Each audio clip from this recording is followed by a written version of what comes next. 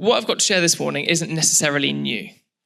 What I've got to share this morning, you've probably heard in different ways, shapes and forms over different sermons we've done, over different years you've been part of the church, and we'll come to what's on the screen behind me shortly. In fact, we'll be picking this word up towards the end.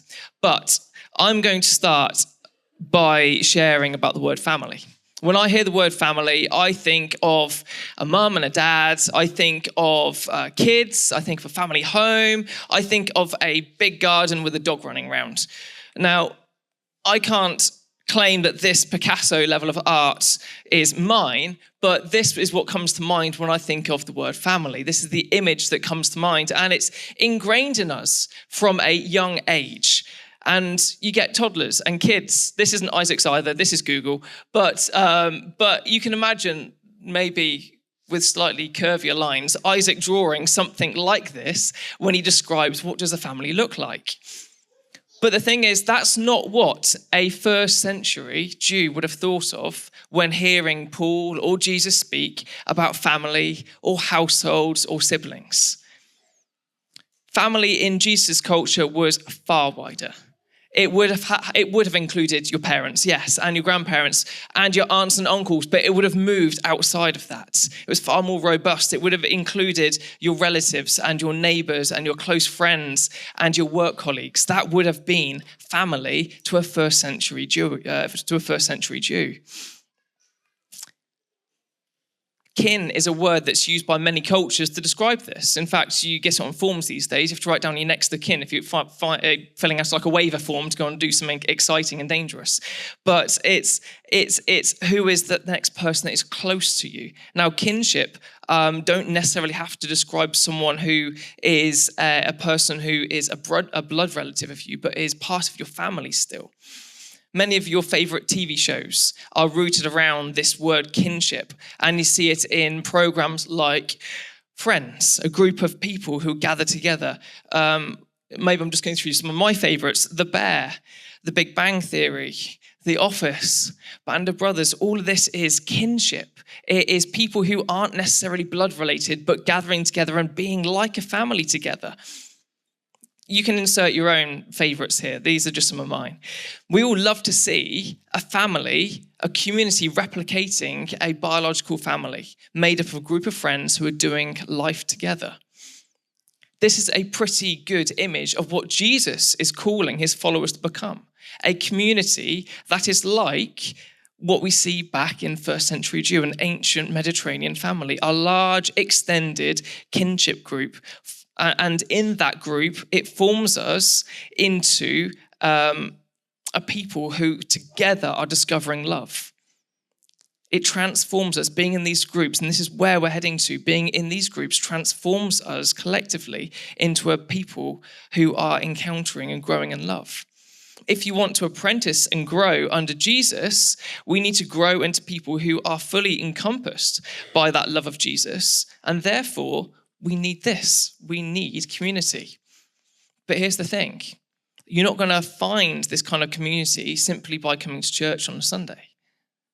As important as it is to gather, as we're told, by Jesus, gather regularly and things like that and pray together. As important it is to gather and worship in our local community, in our local church here, we still have to find our own forms of kinship groups, our own families within a larger family, our own little community within a larger community group that is our church. Many of us ache to belong and be recognized, to love someone and be loved. And yet, it's also something that we fear. There's that tension, there's a push and a pull around this. A pull towards and a draw towards belonging in a group, in a kinship group of people that you love and want to be around. But there's a push away as well from these relational ties, because it comes with pain sometimes. It comes with a capacity to get hurt. It comes with an amount of effort and work that has to go in and setting time aside. It requires an amount of opening up and vulnerability in these groups of people for it to work. Do you long for community, but you're also scared that you could get hurt? Maybe you've been burnt in the past as you've tried doing community with others.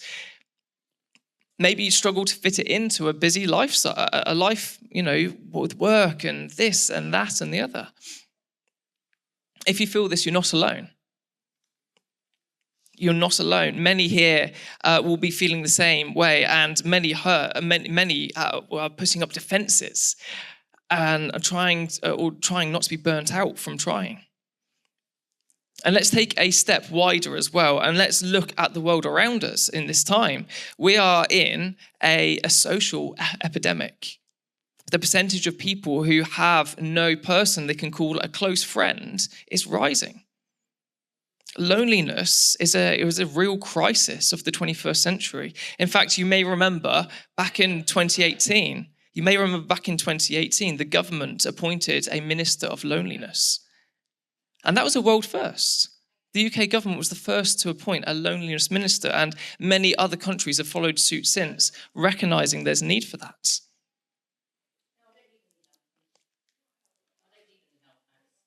Now, just to make you feel a bit older, 2018 wasn't just a couple of years ago. That was 8 years ago. 8 years ago that this was set in place. The modern world crisis isn't just unfolding right now, today, but it's also not going away anytime soon. Now, the digital age has compounded this issue of loneliness as well. It's got us confusing the word connectivity and community.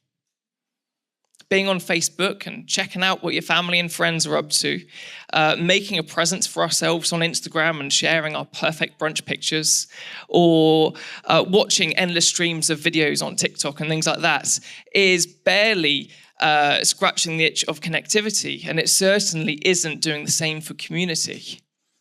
That itch to belong and be known and be recognized and be loved, the digital age isn't helping that. In fact, often it's hindering that.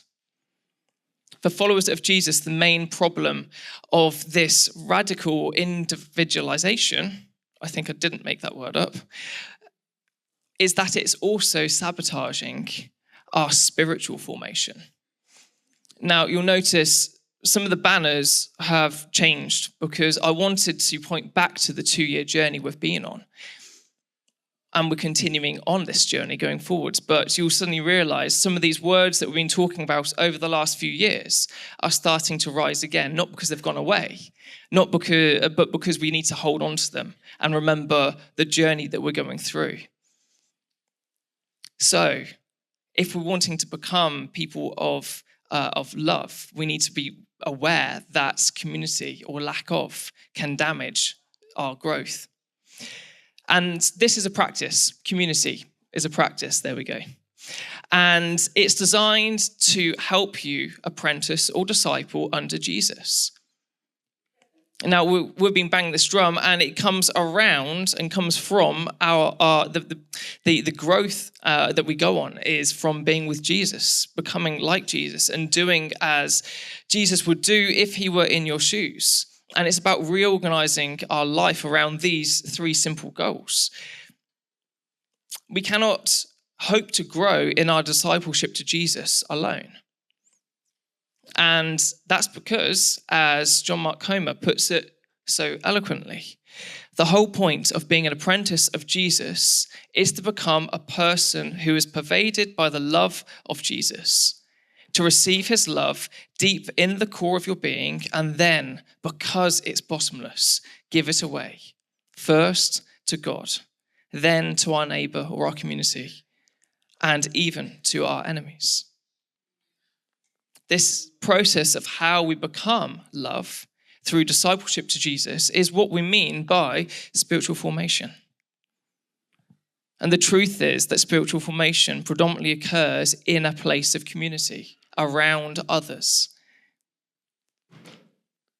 We grow together, or we don't grow that much at all. So the problem in a person who is lacking community and is walking alone is not only an ache of loneliness, but that we become stunted in our spiritual growth, in our walk with Jesus. We are unable to become fully who God created you to become. The process of community is given to us from Jesus, and it's the ultimate way to combat this. The practice of community is simple, but yet it's a radical act. It is different from what we see out of these four walls. And over the next few weeks, we're going to be exploring some real key skills to cultivate this community, to cultivate in the way of becoming a community of Jesus. So let's turn to some scripture, and we'll see what it says about this. So if you turn to your Bibles to Genesis 1, we're going to be reading 26 and 27. We're going to be going right back to the start, and we're going to be tracing this biblical vision that God had from day one.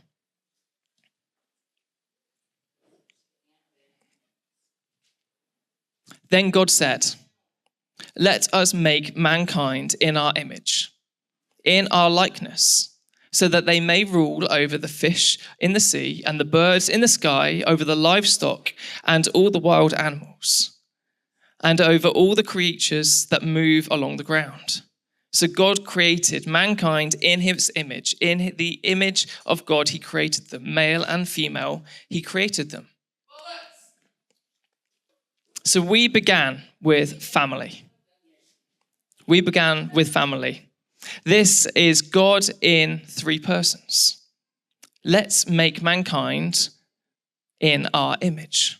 You've got the Trinity being represented there from step one. And this image of Trinity is God existing in community. Father, Spirit, and Son existing as one together. There's a famous quote from Darrell Johnson, which really sums this up beautifully. And it says, "At the center of the universe is a relationship." And we see that on page 1 of the Bible. Now, I've bumped a load of the stuff I was going to put into today into one of the other weeks I'm teaching on. We were going to look through some Old Testament bits, but we're going to come back to those simply because of time. And we're going to look at how the Old Testament developed these communities and these relationships going forward. But we're now going to be jumping forward into Matthew's Gospel, Matthew 12, 46 to 50. And now we're going to witness Jesus forming his community. And here we encounter Jesus teaching people in a home where he is in Galilee. While Jesus was still talking to the crowd, his mother and brothers stood outside, waiting to speak to him. Someone told him, "Your mother and brothers are standing outside, waiting to speak to you." Now, you can almost see a little smile creep into the corner of Jesus' mouth, like a little twinkle in his eye. Aha, a teaching moment has presented itself. Jesus replied, "Who is my mother and brothers?" And they're probably going, "Well, you've got Mary and your family." Pointing to his disciples, he said, "Here are my mother and brothers. For whoever does the will of my Father in heaven is my brother and sister and mother."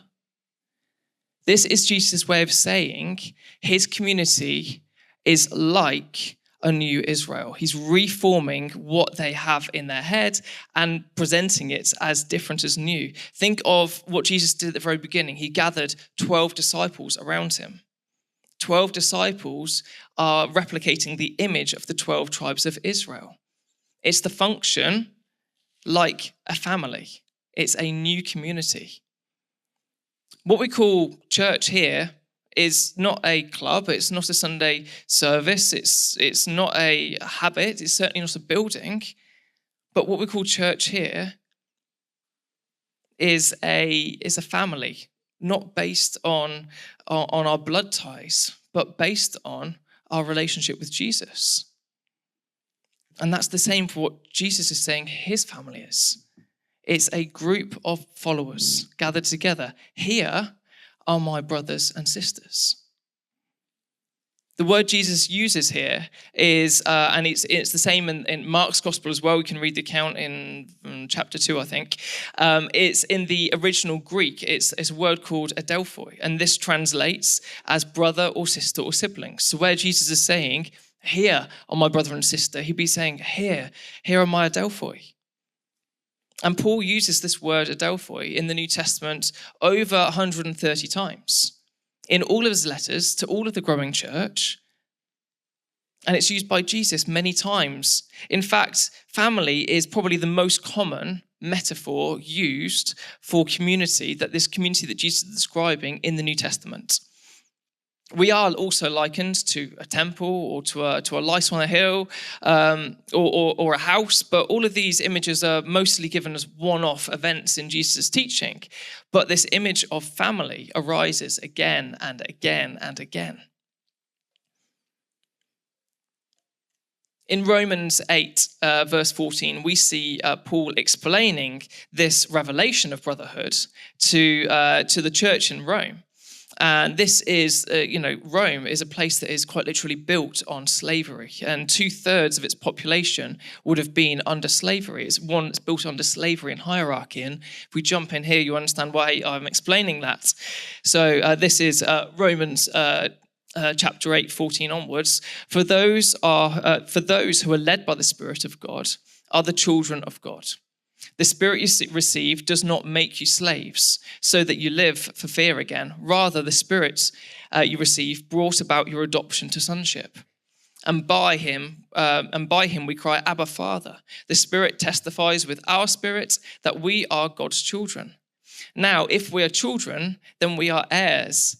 We are heirs of God and co-heirs with Christ, if indeed we share in his suffering, in order that we may also share in his glory. Paul is saying that what you're seeing in the world around you, as he's looking outwards to Rome, is not family but slavery. I would argue that Paul would probably say something similar to us here in Maidenhead, to the Church of Maidenhead. We've become attached to individuality, to self-preservation, to digital connection. And that in itself is a new type of slavery that's combating against community. Jesus invites us into a relationship in which we can grow and restore community, to grow in our apprenticeship to Jesus as we grow in community together.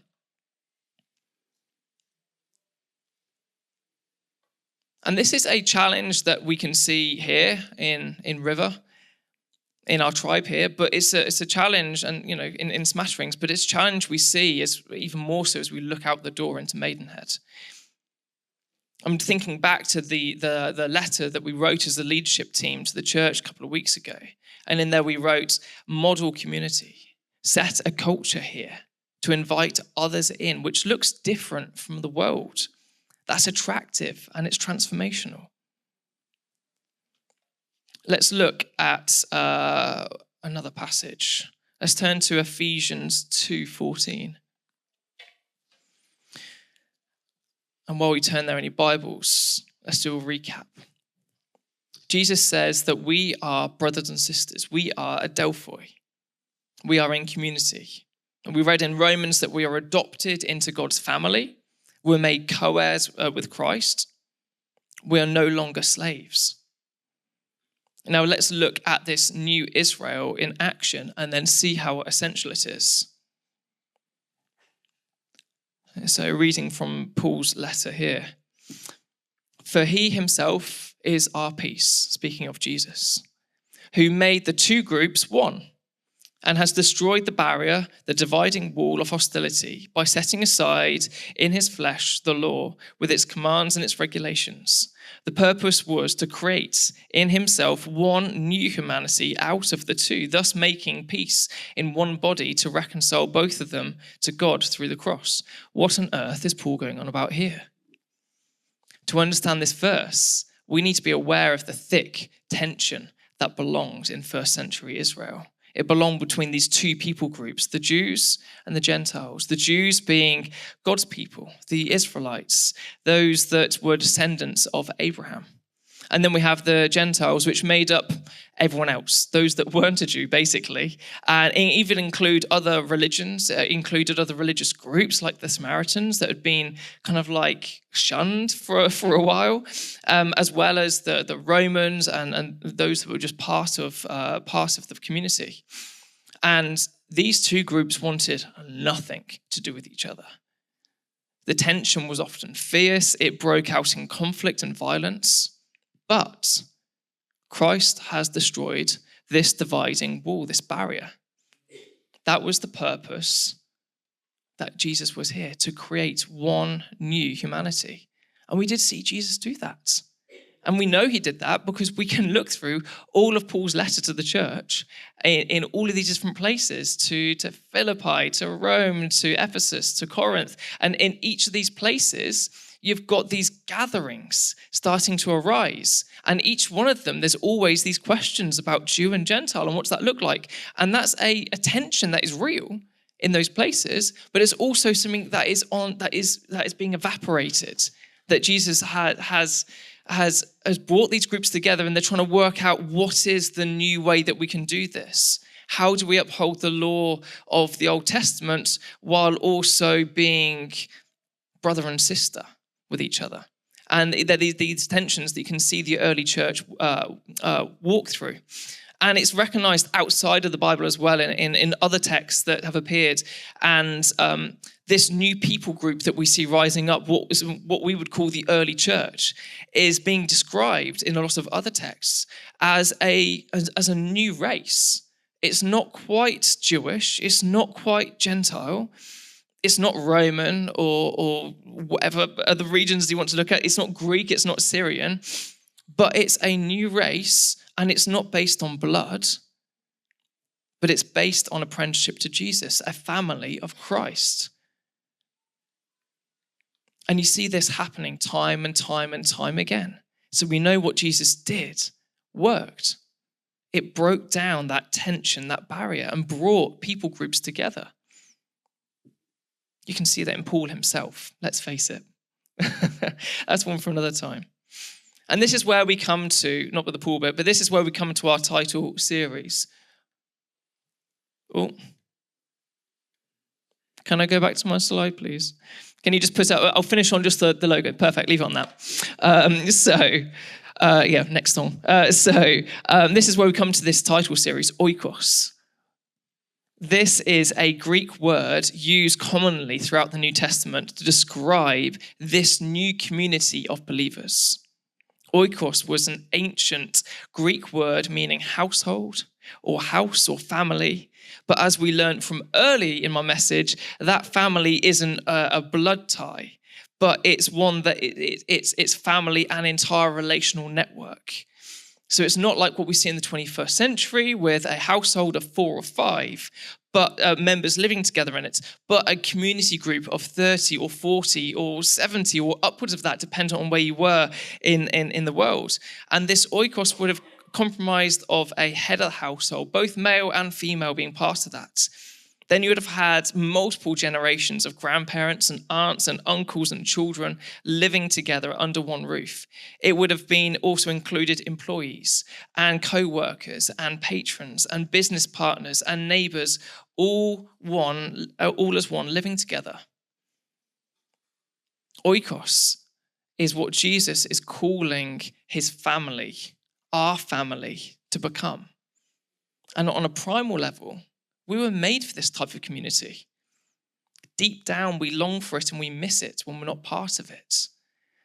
And, we've been teaching on this time and time again, like little snippets here and there. And this is just weaving a lot of these together into one message. And actually, when you look, if you take this word oikos and look around the room, and if I read through that again, just look at who is represented here. You've got people of multiple generations, people you consider aunties and uncles, children. It would have included employees. It would have included co-workers and patrons, people who supported each other. It would have included business partners, relationships, and neighbors all being together. And if I look around the room, I see an image of that here. How do we take it to the next level? This series is about committing to do life together.